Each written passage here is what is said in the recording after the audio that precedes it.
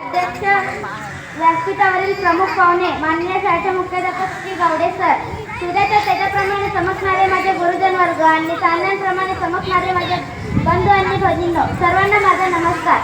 आज 15 ऑगस्ट भारताला इंग्रजांपासून स्वातंत्र्य मिळालेला दिवस आणि या महत्त्वाच्या दिवशी मला 2 शब्द बोलण्याची संधी मिळालेले माझे गुरुजन वर्ग त्यांचे मी हृदयापासून शत आभार मानते.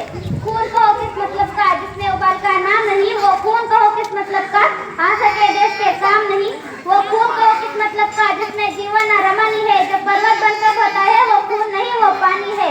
उसी दिन लोगों ने सही खून की कीमत पहचानी थी जिस दिन सुभाष ने बर्मा में जाके मांगी उनसे कुर्बानी की. बोले स्वतंत्र की खातिर बलिदान तुम्हें करना होगा, तुम बहुत जीत चुके जंग में लेकिन आगे तुम्हें मरना होगा. आजादी के चरणों में जब तुझे माला चढ़ाई जाएगी वो सुनो तुम्हारे शीशों पे फूलों से गुफी जाएगी. आजादी का संग्राम कहीं पैसों पर खेला जाता है, ये शीश कटाने का सौदा महंगे से खेला जाता है. न जानो भाव ऊंची करके में बोले रक्त तुम मुझे देना, बदले में भारत की आजादी तुम मुझसे लेना. हो गई सभा में उतर पुतर सीने में दिल न समाते थे, तो इनकलाब के नारे कोसों तक जाए जाते थे. हम देंगे रक्त, बस यही शब्द सुनाई देता था. जंग में जाने के लिए युवक तैयार दिखाई देते थे. बोले सुभाष वो आ गया है जिसके तन में भारतीय खून बहता हो, वो आ गया है जो खुद को हिंदुस्तानी कहलाता हो, वो आ गया है जो खून से हस्ताक्षर करता हो, मैं कफन बढ़ाता हूँ, वो आ गया है जो से हंसकर लेता हो. सारी जनता हुंकार उठी, हम आते हैं, माता के चरणों में हम अपना रक्त बहाते हैं. और उसी रक्त के साए में अपनी कलम लगाते थे और आजादी के फरमाने पर हस्ताक्षर करते ही जाते थे. उसने देखा गद्दारों ने हिंदुस्तानी विश्वास लिया, जब लिखा भारत देश ने खून से इतिहास नया. स्वातंत्र्य मिळाले ना, त्याच्या सलसच नाही मिळाले. वंदनीय मंगल पांडे, राजगुरू, सुखदेव, चंद्रशेखर आझाद, वीर सावरकर, राणी लक्ष्मीबाई, डॉक्टर बाबासाहेब आंबेडकर, महात्मा गांधी अशा कितीतरी महावीरांनी आपल्या प्राणाचे बलिदान दिले. या देशासाठी आपले रक्त सांडले. या सर्व महावीरांना मी नमन करते. आपल्या नशिबात देशासाठी रक्त सांडण्याची, देशासाठी प्राण अर्पण करण्याची संधी नाही, परंतु आपण देशाची सेवा मात्र करू शकतो. खरंच नशीबवान होते ते लोक जे केवळ देशासाठी जगलेच नाही तर देशासाठी प्राणही अर्पण केले.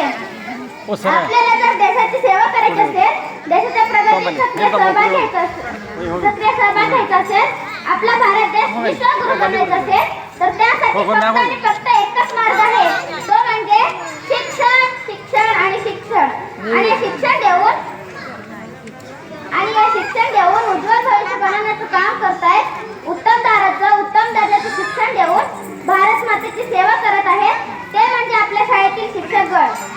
सर, मला खूप काही बोलायचं आहे, पण ते व्यक्त करण्यासाठी आज माझ्याकडे शब्द नाही.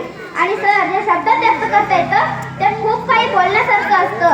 आपल्या सर्वांना माहीतच आहे, मध्यंतरी कोरोनाच्या काळात मृत्यूचं तांडव आपलं होतं. हजारो लोक मृत्युमुखी पडत होते, सगळे जग जागेवर थांबले होतं. अशाच सगळ्यात खराब परिस्थिती त्या अमेरिकेची झाली होती. अमेरिका जगातील महान देश असून सुद्धा कोरोनाची लस, आपल्या भारताने कोरोनाची लस अमेरिकेला मदत म्हणून पाठवले. गेल्या काही वर्षापूर्वी अफगाणिस्तानमध्ये भूकंप आला होता. तिथेही लोक मृत्युमुखी पडत होते. खायला धान्य तुटवत होता.